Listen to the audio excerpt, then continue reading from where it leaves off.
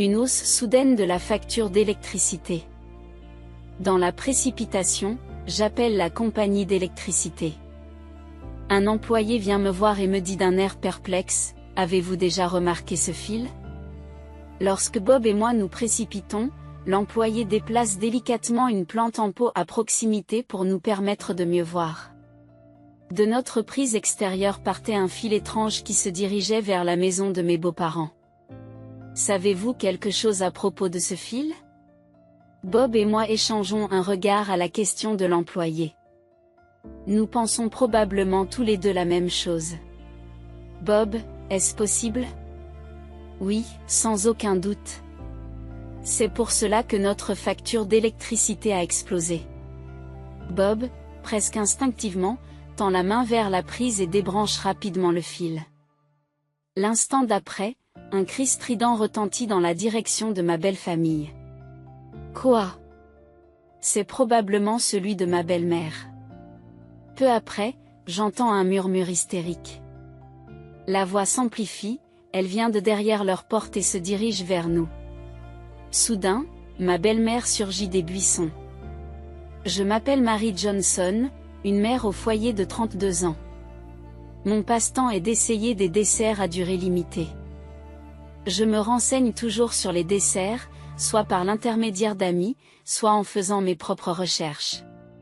Bob, mon gentil mari, me soutient toujours dans mes loisirs.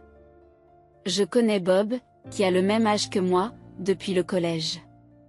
Depuis notre rencontre jusqu'à aujourd'hui, j'ai toujours adoré sa gentillesse constante. D'ailleurs, j'ai aussi beaucoup d'affection pour mes beaux-parents qui ont élevé un homme aussi merveilleux. Nombre de mes amis mariés se plaignent souvent de problèmes avec la belle famille de leur mère. J'ai même entendu des histoires de mariage qui se sont terminées à cause de problèmes avec la belle-mère. Mais heureusement, ces histoires n'ont rien à voir avec notre foyer. Ma belle-mère, comme moi, est une fan de dessert. Chaque fois que je lui apporte une friandise recommandée, elle est toujours ravie. Quant à mon beau-père, bien que peu loquace, il a toujours un sourire rassurant. Tous deux m'ont toujours témoigné de l'affection et j'ai ressenti la même chose à leur égard. Mes beaux-parents vivent actuellement à environ 30 minutes en voiture. Pas trop près, mais pas trop loin non plus. Juste la bonne distance. Mais parfois, je me pose des questions. Avec eux deux, nous pourrions peut-être vivre ensemble. Ce n'est pas que je veuille vivre ensemble. Mais peut-être que nous pourrions nous entendre mieux que prévu. Je les adorais suffisamment pour envisager de telles pensées. Cependant, je me suis rendu compte que la vie n'est pas toujours aussi douce. Un jour, j'ai été déconcertée par les nouvelles que j'ai reçues de Bob. Quoi ? Tes parents ? Il s'avérait que mes beaux-parents emménageaient dans la maison vacante d'Axe en Grave-Côté. J'avais toujours pensé qu'ils étaient propriétaires, mais il semble qu'ils soient en fait locataires. Leur maison était devenue vétuste et il semble qu'ils aient envisagé de déménager. Lorsqu'ils ont appris qu'il y avait une maison vide à côté de la nôtre, ils ont sauté sur l'occasion.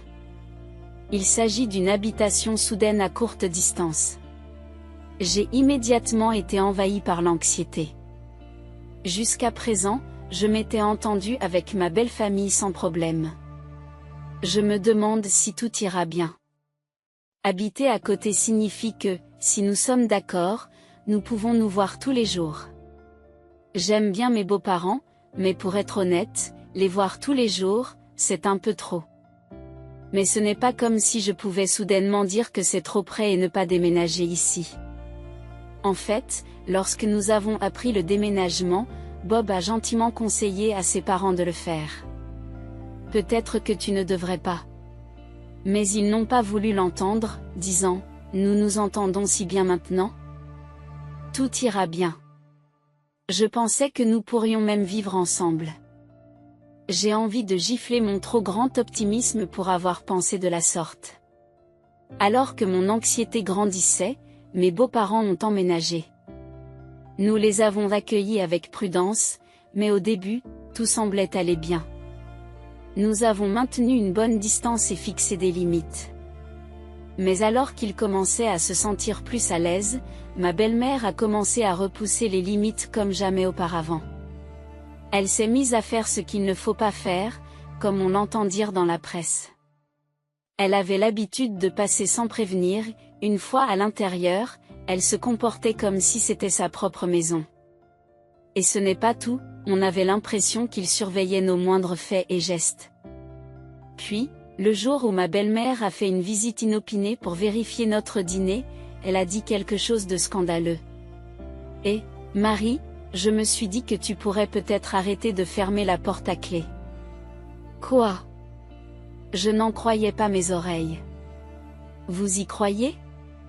À notre époque, ma belle-mère me suggère de laisser notre maison ouverte. Ne pas verrouiller la porte signifie ne pas savoir qui peut entrer à tout moment. Ce n'est pas rassurant. C'est évidemment une mauvaise idée. Depuis que ma belle-mère a emménagé à proximité, le simple fait de sonner à la porte me fait battre le cœur. Maintenant, il est possible qu'elle entre dans notre maison sans que nous le sachions. Je ne suis certainement pas d'accord avec cela. Avec la façon dont les choses se passent ces derniers temps. Je dois admettre que le fait de ne pas fermer la porte à clé me fait un peu peur. Essayant de garder les choses légères, j'ai décliné l'offre avec un sourire. Mais elle a froncé les sourcils et m'a répondu. « Oh, Marie, tu es tellement inquiète. Mais ne vous inquiétez pas. Je dirai à nos voisins de veiller sur vous. Et n'oublie pas que ton beau-père et moi sommes ici aussi. Nous passerons souvent vous voir. » Je comprends que ces paroles viennent d'un bon endroit et je l'apprécie. C'est pourquoi je n'ai pas pu me résoudre à lui dire à quel point ces visites fréquentes étaient devenues pesantes. Mais chacun a ses limites. La semaine dernière, j'ai eu l'impression qu'elle était parfaitement présente chez nous. Je prends le thé avec ma belle-mère chez nous tous les jours. Naturellement, quand on passe autant de temps ensemble, il n'est pas étonnant que des griefs surgissent. J'ai vraiment compris qu'une relation entre belle-mère et belle-fille est une question de juste distance. Elle laissait des plantes en pot inutiles dans notre jardin ou plantait des fleurs sans demander. C'est comme si elle faisait ce qu'elle voulait maintenant. Si c'était une fois tous les quelques mois, je pourrais le tolérer. Mais chaque jour, c'est une autre histoire. Depuis l'incident de la serrure, elle en a parlé plusieurs fois. J'ai réussi à la convaincre en lui disant que je n'étais qu'une épouse très préoccupée par la sécurité. Mais une fois cette question réglée, ma belle-mère a commencé à me supplier. Je voudrais un double des clés. Je savais que je devais demander à Bob de refuser sa demande. Il était hors de question de lui remettre un objet aussi puissant maintenant. Bien que je ne sois pas d'accord avec son comportement, je ne la déteste pas pour autant.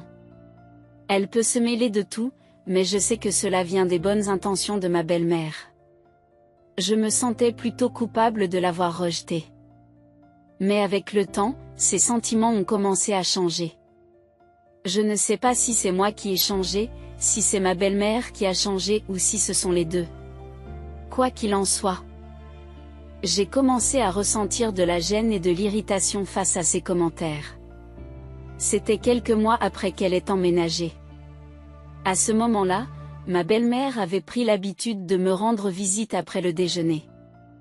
Un jour, j'ai demandé des nouvelles de mon beau-père et il m'a semblé qu'il avait l'habitude de se promener ou de faire ses courses seul.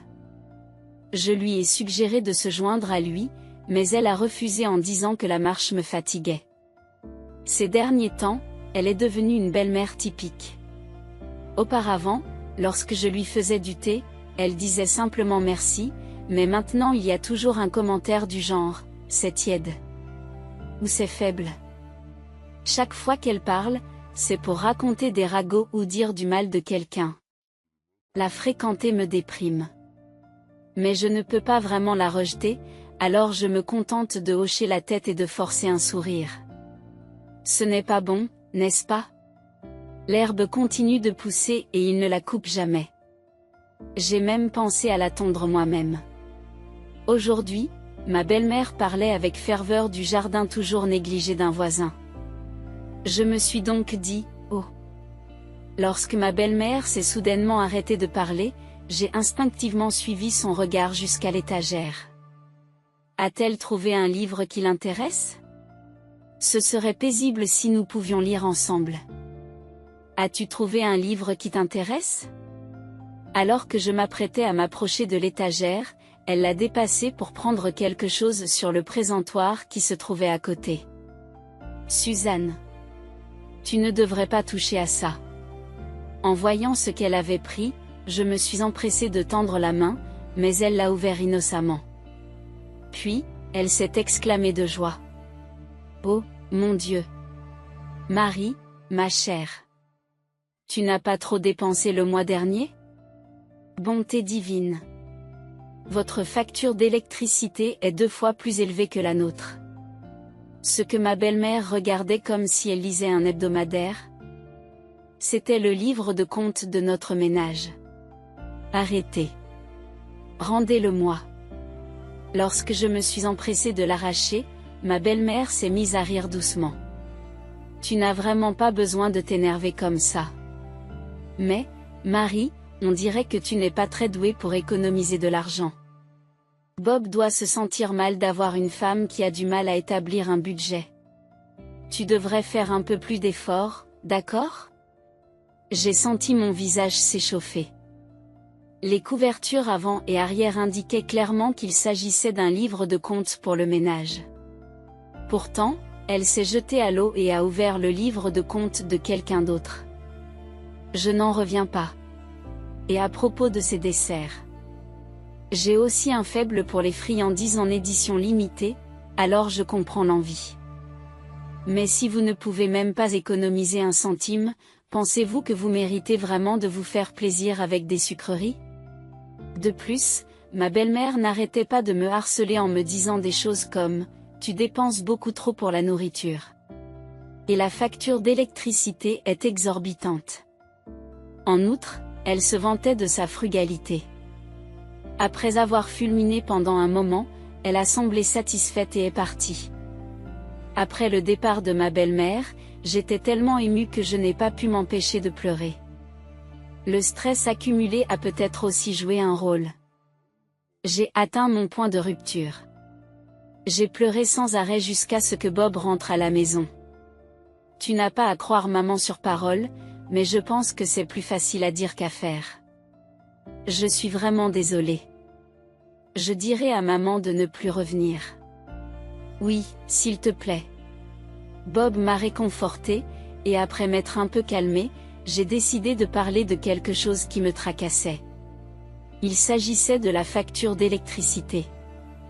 Comme l'a fait remarquer ma belle-mère, elle était élevée. Sans qu'il y ait eu de changement significatif dans notre consommation. Elle avait grimpé en flèche au cours des derniers mois. Cela me préoccupait, mais le fait de m'occuper de ma belle-mère m'avait laissé peu de temps pour penser à autre chose. Bob a regardé les détails de la facture d'électricité, perplexe. C'est vraiment étrange. Je sais, n'est-ce pas? La prochaine facture arrive bientôt, n'est-ce pas? Si ça ne va pas, nous devrions appeler la compagnie d'électricité.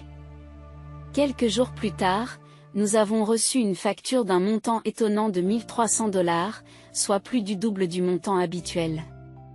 Sentant que quelque chose n'allait pas, nous avons décidé à la hâte de faire venir quelqu'un de la compagnie d'électricité. Le technicien de la compagnie d'électricité a procédé à un examen approfondi des lieux. Il nous a ensuite signalé quelque chose de particulier et nous a appelés. Connaissiez-vous ce fil? Alors que Bob et moi nous approchions, le technicien a délicatement déplacé une plante en pot pour la rendre visible. Elle était cachée par les longues feuilles, mais il y avait une prise extérieure à cet endroit. Nous l'avions oublié car nous ne l'avions jamais utilisée depuis la construction de la maison. De cette prise, comme l'a mentionné le technicien, partait un fil qui menait vers la maison de mes beaux-parents. Savez-vous ce qu'il en est de ce fil? À la question du technicien, Bob et moi avons échangé un regard. Nous pensions probablement tous les deux la même chose. Et, Bob, c'est possible? Oui, sans aucun doute. C'est la raison pour laquelle notre facture d'électricité a augmenté.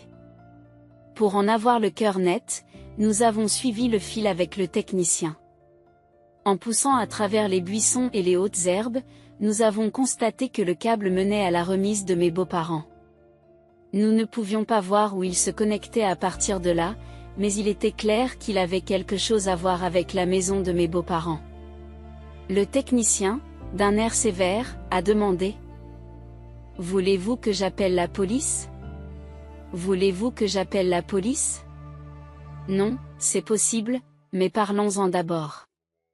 Après tout, cette maison appartient à nos parents. » L'ouvrier a d'abord eu l'air tendu, soupçonnant un vol d'électricité, mais en réalisant qu'il s'agissait d'une maison familiale, son expression s'est adoucie avec soulagement. « Oh, je vois. Je vais donc m'en aller. Oui, merci d'avoir pris le temps de venir ici. Nous vous en sommes très reconnaissants. Nous l'avons accompagné jusqu'à son véhicule et l'avons raccompagné. Après son départ, nous nous sommes tournés l'un vers l'autre, plongés dans nos pensées. » Bob soupira lourdement, se prenant la tête dans les mains. « Je suis désolé. D'avoir une mère comme ça. C'est difficile à dire, ne t'inquiète pas. Qu'est-ce qu'on va faire après ? Si c'est un jour comme les autres, les parents de Bob sont probablement à la maison en ce moment. Devons-nous les confronter directement ou devons-nous d'abord trouver un plan ? Bob, la main couvrant sa bouche, se dirige vers la prise extérieure. Grâce à l'employé qui avait écarté la plante en pot un peu plus tôt, la prise était bien visible. En y réfléchissant, sa mère a peut-être placé la plante en pot ici pour cacher cette prise. Je n'aime pas soupçonner, mais je ne vois pas d'autre raison. Je me demande à quoi elle est reliée. Soudain, Bob tend la main et débranche rapidement le fil. Attends, c'est bon de débrancher ça ? Je l'ai juste débranché. Penser qu'ils ont tranquillement volé notre électricité pendant tout ce temps me met en colère. Quoi qu'il en soit, nous avons l'employé comme témoin. Je ne les laisserai pas faire des excuses bidons. Si besoin est, nous l'avons aussi. C'est vrai. J'acquiesce, quand soudain. Qu'est-ce qui s'est passé ? Un cri aigu a retenti depuis la maison des parents de Bob. Probablement celle de ma belle-mère. Quelques instants plus tard, des marmonnements hystériques se sont fait entendre. Les voix sont sorties de leur porte et se sont dirigées vers nous. Puis, avec un grand élan, ma belle-mère a surgi de derrière la haie. Qu'est-ce que c'est ? Elle ne devait pas s'attendre à ce qu'il y ait quelqu'un. Lorsqu'elle nous a vus, elle a poussé un cri de surprise. Non. Je suis surprise. Vous, les gars. Qu'est-ce que vous faites dans un endroit pareil ? Elle nous a lancé une pique, alors j'ai bombé le torse et j'ai répondu. Suzanne, tu as quelque chose à faire dans notre jardin ? Tu avais l'air assez troublée, n'est-ce pas ? Eh bien, c'est... Elle a détourné le regard, visiblement mal à l'aise. Derrière elle, Bob s'accrochait fermement au fil de fer retiré. Lorsque ma belle-mère s'est exclamée « Oh !», elle a essayé de l'arracher de la main de Bob. Bob s'est détourné, cachant le fil derrière son dos. « Et qu'est-ce que tu fais ? » ?»« Non, c'est ce que je devrais vous demander, » dit Bob d'une voix grave et sérieuse en plaçant le fil devant son visage. « C'était branché sur notre prise, tu sais ?» Soulignant le R, les yeux de ma belle-mère s'écarquillent un instant, puis elle lève les yeux vers le haut, sur la défensive. « Et alors ? Savez-vous où va ce fil ? Je n'en ai aucune idée. Rebranchez-le tout de suite. C'est le bordel ici depuis que vous l'avez retiré. Comment peut-elle demander de le rebrancher sans même savoir où il est connecté ? De plus, elle admet qu'elle a souffert parce qu'il était débranché. C'est un peu comme si elle avouait que c'était elle qui l'avait fait. Mais ma belle-mère n'avait pas l'air le moins du monde coupable, elle était juste complètement paniquée. Je savais pourquoi elle était si troublée. Debout à côté de Bob, je lui ai souri d'un air rassurant. Suzanne, calme-toi, s'il te plaît. Comment peut-on brancher un fil si on ne sait pas où il mène? C'est notre prise, n'est-ce pas? Ce n'est pas grave de la brancher.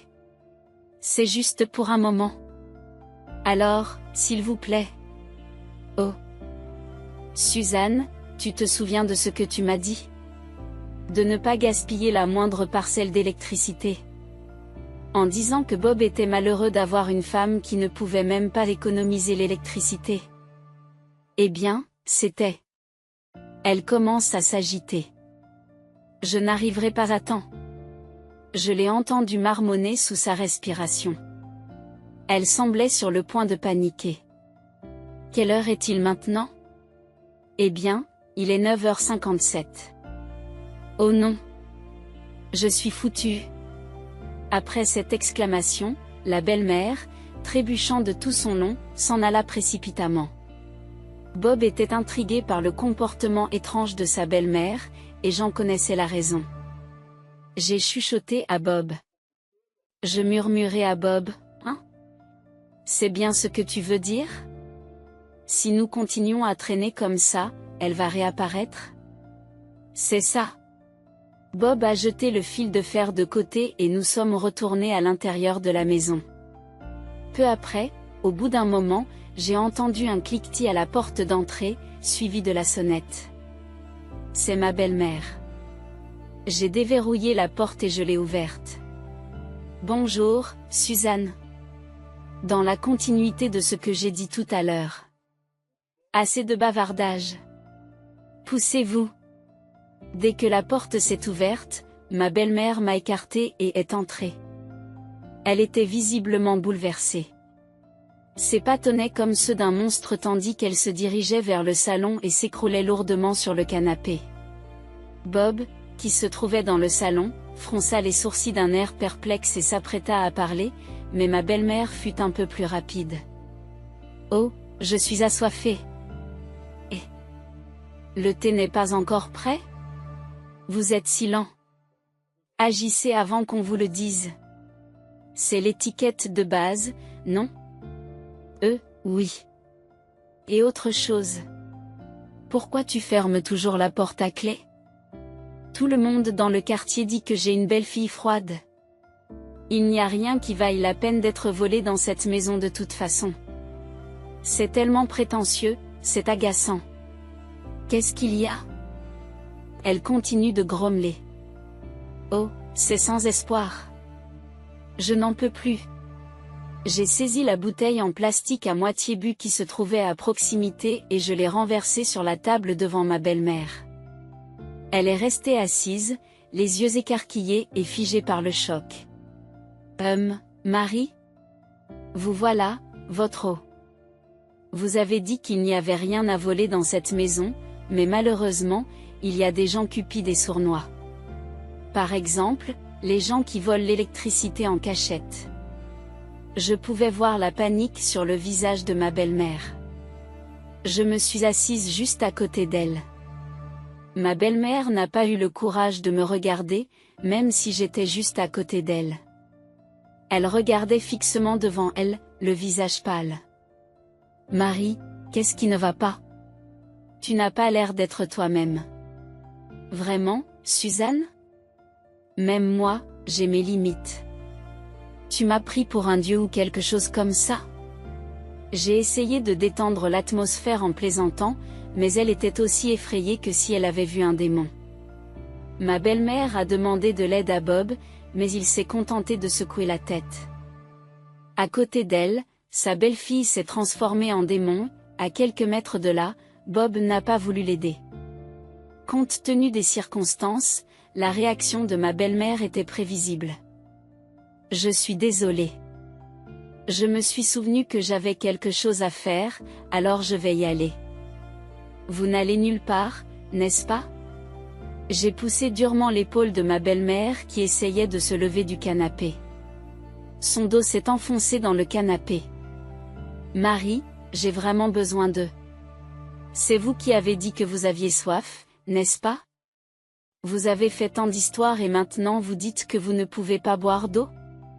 C'est un peu hypocrite, tu ne trouves pas? Les larmes lui montent aux yeux et elle saisit sa bouteille, mais cette fois, Bob l'en empêche. Ma belle-mère a semblé soulagée pendant un moment. Mais elle ne voulait pas que je boive ce qui restait. Le vrai problème commence maintenant. Quand as-tu commencé à voler notre électricité? Vous m'accusez souvent de voler. C'est une chose terrible à dire. Mais le fil qui est branché sur ma prise vient en fait de chez vous, non? Ma belle-mère n'a pas trouvé de bonne excuse, et elle a ouvert et fermé la bouche plusieurs fois, se demandant si elle pouvait se sortir de cette situation par un coup de bluff. Pour être honnête, elle n'a aucun moyen de se sortir de cette situation. Est-elle stupide? Elle n'a plus qu'à l'admettre et à s'excuser. C'est ce que je pensais, mais il semblait que le destin avait jeté une bouée de sauvetage à ma belle-mère. On a sonné à la porte, et quand je suis allée voir, c'était mon beau-père. Suzanne est-elle là? Apparemment, mon beau-père était sorti faire quelques courses. Lorsqu'il est rentré, la porte d'entrée n'était pas fermée à clé et la télévision était toujours allumée, mais sa femme était introuvable. Il a dû s'inquiéter. David. Voyant sa bouée de sauvetage, ma belle-mère s'est précipitée vers lui, les larmes aux yeux. Mon beau-père semblait très embarrassé par l'apparence désemparée de sa femme. C'est alors que Bob est intervenu et a tout expliqué depuis le début. Après avoir réfléchi un moment, il s'est mis à parler lentement. Il n'y a pas une sorte d'erreur? Bien sûr, il aurait du mal à croire que sa propre femme ait secrètement volé de l'électricité dans la maison de leur fils. Alors qui a fait le câblage? Pensez-vous qu'un parfait inconnu se donnerait la peine de raccorder le câblage de quelqu'un d'autre à la maison de quelqu'un d'autre? Mon beau-père a croisé les bras et était plongé dans ses pensées. Il a hoché la tête et a dit, « Allons d'abord jeter un coup d'œil. » Et il s'est levé. Mais, s'exclame ma belle-mère, manifestement troublée et tentant d'intervenir. Mais mon beau-père a demandé à Bob de lui montrer ce qui se passait et s'est dirigé vers la prise de courant. Les câbles semblaient se diriger vers un hangar de stockage et n'étaient pas visibles de l'endroit où ils se trouvaient. Lorsque mon beau-père s'est rendu sur place et est revenu, son visage avait perdu toute couleur. « Je suis vraiment désolé. Je suis vraiment désolé. Excusez-vous auprès d'eux. Maintenant, a-t-il dit. Et ma belle-mère a dit, je suis désolé. Comme un enfant. Mon beau-père a dit que les fils allaient à la batterie et étaient reliés à l'ordinateur de ma belle-mère par une rallonge. La batterie a été achetée lorsqu'elle a déménagé dans une nouvelle maison. Non seulement en cas d'urgence, mais apparemment un vendeur lui a dit qu'il était rentable de stocker l'électricité pendant les heures les moins chères de la nuit et de l'utiliser ensuite pendant la journée. Et la belle-mère l'a fait. Elle a utilisé la prise électrique de la maison pour stocker l'électricité pendant la nuit et l'utiliser dans sa maison pendant la journée. Au début, elle ne faisait que cela. Mais comme sa rallonge avait une prise inutilisée, elle a apparemment commencé à brancher son ordinateur et d'autres appareils ménagers. Finalement, elle a commencé à recevoir de l'électricité de notre maison toute la journée, et pas seulement la nuit. Ma belle-mère s'est justifiée en disant, « J'ai entendu dire que c'était plus économique. » Naturellement, j'étais contrariée qu'elle vole l'électricité sans permission. Mais ce qui me mettait encore plus en colère, c'est que malgré les critiques et les rabaissements constants de ma belle-mère à mon égard, elle mentait tout le temps. Vous avez souvent dit que Bob n'avait pas de chance d'avoir une femme incapable d'économiser de l'argent et que j'achetais des bonbons sans pouvoir économiser un centime, n'est-ce pas? C'est vrai, n'est-ce pas? Son manque de remords est considérable. Ce n'est pas parce qu'on économise de l'argent sur sa facture d'électricité en utilisant l'électricité de quelqu'un d'autre qu'on économise de l'argent. C'est du vol. J'ai continué. Et juste pour que tu saches, je ne laisserai pas passer ça juste parce que nous sommes de la même famille. Si vous ne vous excusez pas sincèrement, nous n'aurons d'autre choix que de faire appel à la police. Ma belle-mère a eu l'air surprise pour une raison que j'ignore. Pensait-elle pouvoir y arriver? Quelle épouse tu es? Es-tu en train de dire que tu me trahirais, moi, ta propre famille? Ne déforme pas les choses. Nous sommes une famille et nous voulons juste nous assurer que tout va bien.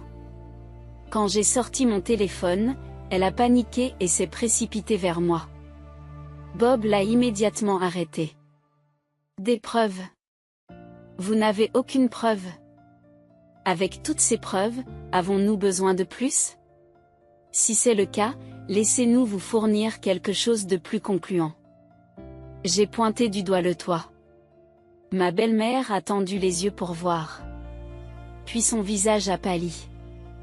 Oui, notre maison était équipée de caméras de sécurité. Par pure coïncidence, la zone autour de la prise de courant était dans le champ de la caméra. Ma belle-mère a poussé un léger AW de détresse. Est-ce une preuve suffisante? Oh, encore une chose. Il y en a d'autres? Aujourd'hui, c'était la date de sortie de l'édition limitée du dessert, alors vous étiez vraiment très pressé, n'est-ce pas? Pas du tout. Je lui ai adressé un sourire malicieux. Oui. J'ai demandé à un ami de me l'acheter, j'ai donc pu le mettre en lieu sûr. Si tu n'avais pas été aussi obsédé par le siphonnage d'électricité, tu aurais pu l'acheter en ligne. Quel dommage! Ma belle-mère est tombée par terre, tremblante et impuissante. Après avoir discuté avec Bob, nous avons décidé de ne pas dénoncer ma belle-mère à la police. Elle a reconnu ses torts et nous avions des preuves. Mais c'était plus gênant qu'autre chose. Le fait de vivre à proximité les uns des autres signifiait que les choses allaient forcément devenir gênantes, mais cette détermination était nécessaire pour ma tranquillité d'esprit. Mes beaux-parents semblaient ressentir la tension au fur et à mesure que nos interactions diminuaient. Et comme elle faisait partie de notre famille, il y avait des chances que cela soit ignoré. Au lieu de cela, nous avons décidé de faire payer à mes beaux-parents l'électricité utilisée et un dédommagement supplémentaire pour la gêne occasionnée, j'expliquai à mon mari. Un jour, nous avons reçu d'heureuses nouvelles. Ils retournaient dans leur ancienne maison. Apparemment, des rumeurs de vol d'électricité circulaient, ainsi que des rumeurs sur mes beaux-parents, en particulier sur ma belle-mère. Elle a été bouleversée et a commencé à pleurer, et elle a dit qu'elle voulait retourner dans son ancienne maison. Je pensais d'ailleurs que ma belle-mère avait de bonnes relations avec ses voisins, mais il s'avère que ce n'est pas le cas. Elle a été traitée comme un objet fragile. Après nous avoir payé et avoir réglé les frais de déménagement, mes beaux-parents se sont lamentés de ne plus avoir d'argent. Cependant, nous n'allons absolument pas les aider. J'espère qu'ils réduiront leur consommation de sucreries et qu'ils se débrouilleront seuls. D'un autre côté, maintenant que ma belle-mère est partie, je vis pleinement ma vie chaque jour. Notre facture d'électricité a considérablement baissé et je suis en train de réfléchir au prochain dessert que je vais m'offrir.